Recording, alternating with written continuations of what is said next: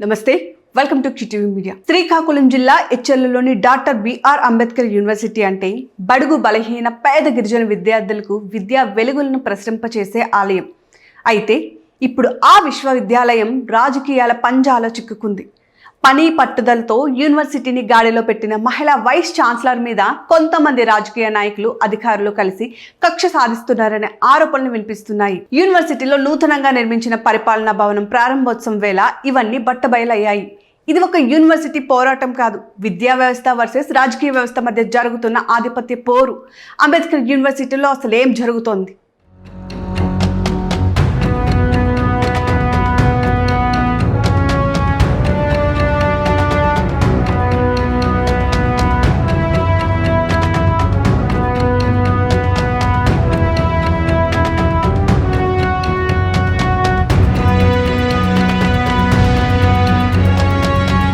Srikakulam Ambedkar university గత కొన్నేళ్లుగా అల్లకల్లోలంగా మారింది. కానీ ఓ మహిళ ఆచార్య కేఆర్ రజని వైస్ ఛాన్సలర్గా వచ్చిన తర్వాత అక్కడ డిపార్ట్మెంట్లు గాడిలో పడ్డాయి. స్టూడెంట్స్లో ఉత్సాహం కలిగింది, ఫ్యాకల్టీకి నమ్మకం పెరిగింది. కానీ ఇదే ఇప్పుడు కొంతమందికి నచ్చడం లేదు.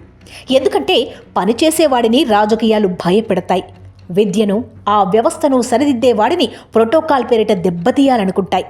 ఇక్కడ అదే జరిగింది.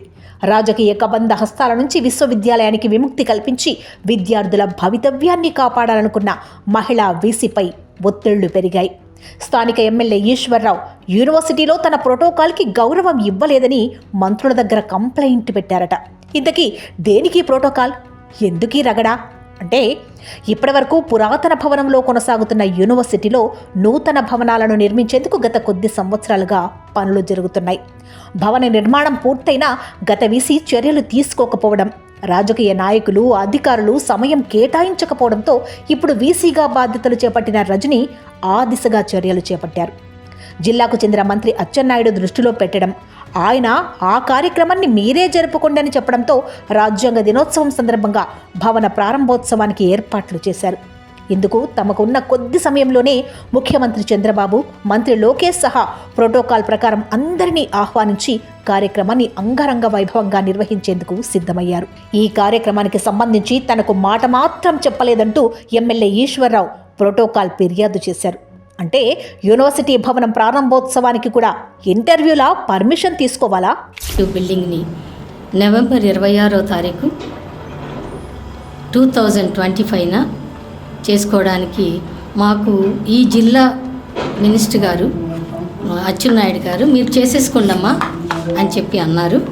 సో అంతకుముందు మేము సీఎం గారికి, హెచ్ఆర్డి మినిస్టర్ గారికి, వారికి కూడా ఇది ఇనాగరేషన్కి సిద్ధంగా ఉందని చెప్పి ఉన్నాము. వారికి కూడా తెలుసును అందరికీ. యాక్చువల్గా ఇది మామూలుగా విద్యా సంస్థ కాబట్టి విద్యా సంస్థలో ఈ ప్రోటోకాల్ అన్న విధానాన్ని పాటించవసరం లేదు రూల్ ప్రకారం అయితే. కానీ నేను ఎందుకు పాటించాలనుకున్నానంటే, మనమందరం కలిసికట్టుగా వెళ్ళాలి. ఈ డాక్టర్ బిఆర్ అంబేద్కర్ యూనివర్సిటీ అభివృద్ధిలో ప్రతి ఒక్కళ్ళు, ప్రజా నాయకులు, ప్రజా సేవకులు అందరూ కూడాను పార్టిసిపేట్ చేయాలన్న ఉద్దేశంతో అందరితో ఫ్రెండ్షిప్ కొనసాగించాలి. తద్వారా ఈ డాక్టర్ బిఆర్ అంబేద్కర్ యూనివర్సిటీకి కొంత మేలు జరుగుతుందన్న ఉద్దేశంతో ఈ ప్రోటోకాల్ని కూడా తీసుకొని నేను ముందుకు వెళ్ళడం జరిగింది. ఒక ఎమ్మెల్యేకి ఒక విద్యా సంస్థపై ఇంత పెత్తనం ఎందుకు? ప్రోటోకాల్ అంటే రాజకీయ నాయకుల ఈగోను తృప్తిపరిచే పచ్చి ఆచారం కాదు. ఇది ఒక ఫార్మాలిటీ మాత్రమే. అదేం దేశం కాదు, అది ఒక యూనివర్సిటీ.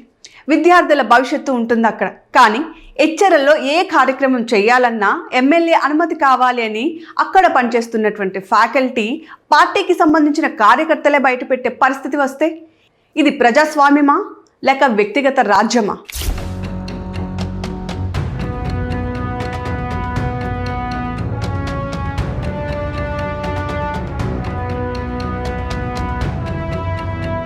అదనపు భవనాల ప్రారంభోత్సవం కోసం అందరికీ ఆహ్వానం పంపించారు వీసీ. జిల్లాకు చెందిన మంత్రి అచ్చెన్నాయుడు, ఇతర ఎమ్మెల్యేలకు కూడా. కానీ రావలసిన వారు రాకపోయినందుకు ఇదే అంశం మీద అన్నీ వీసీ తప్పే అన్నట్లుగా విస్తృత ప్రచారం మొదలైంది. ఈశ్వర్రావు ఫిర్యాదు, లోకేష్ ప్రశ్న, కలెక్టర్ ప్రెషర్, వీసీపై ఒత్తిడి. ఇన్ని వచ్చినా ఆ మహిళా వీసీ రజనీ మాత్రం విద్య నా పని, రాజకీయాలు కాదు అంటూ నేరుగా చెప్పేశారు. ఆమె ఒక్క డైలాగ్ యూనివర్సిటీ అంతా మోగిపోయింది. బిల్డింగ్ ప్రారంభోత్సవం సందర్భంగా మాట్లాడిన ఆమె ఈ భవనం ప్రభుత్వ డబ్బుతో కాదు, విద్యార్థుల డబ్బుతో కట్టింది. ఆ ఒక్క మాటే ఈ ప్రారంభోత్సవ సమావేశంలో తూటాలా పేలింది. Actually, this building which is constructed with the help of these people, some of them are sitting over here,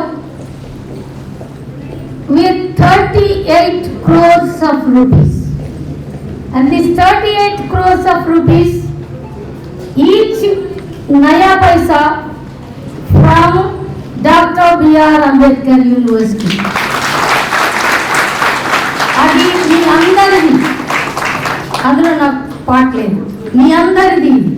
మీరు కట్టిన ఫీజో, మీరు కట్టిన ఇంకా ఏదో ఫీజో, ఇంకా ఏదో అందులో కొలాబరేట్ అయ్యి 38 కోట్ల రూపాయలతో ఈ రాజసౌధాన్ని ఈ రీతిగా నిర్మించుకున్నాం. ఎవరి ఛాతిలో ఏం మిగిలించిందో ఏమో కానీ ఇప్పుడు రాష్ట్రమంతా ఈ విషయమే గుసగుసలాడుతోంది.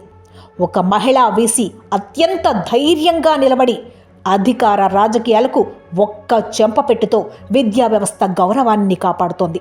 కానీ అధికార వర్గం మాత్రం ఇంకా ఆమెను వదిలిపెట్టడం లేదు. ఇక్కడ సమస్య యూనివర్సిటీ గురించా లేక వ్యక్తిగత అహంకారం గురించా అనే ప్రశ్నలు వస్తున్నాయి.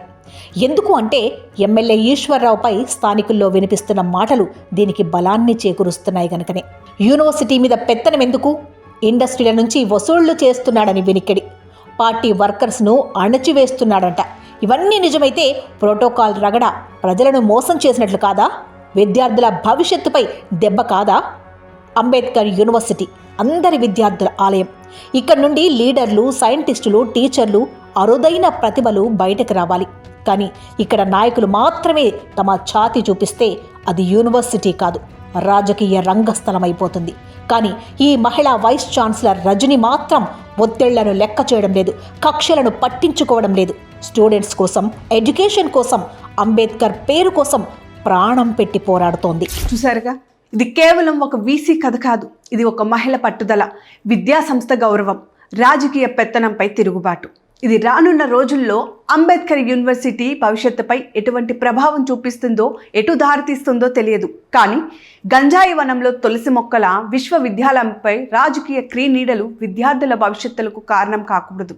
ఆ క్రీనీడలను తొలగించి విద్యా వెలుగులు పంచాలన్న వీసీ రజనీ ప్రయత్నం వృధా కాకూడదని విద్యార్థి లోకం కోరుకుంటుంది. అయితే ఒక విషయం మాత్రం స్పష్టంగా కనిపిస్తుంది. అదే పని చేసే వారిని అడ్డుకునే వ్యవస్థ ఏదైనా ఆ మనుషుల పట్టుదల ముందు ఎప్పటికీ ఓడిపోతుంది.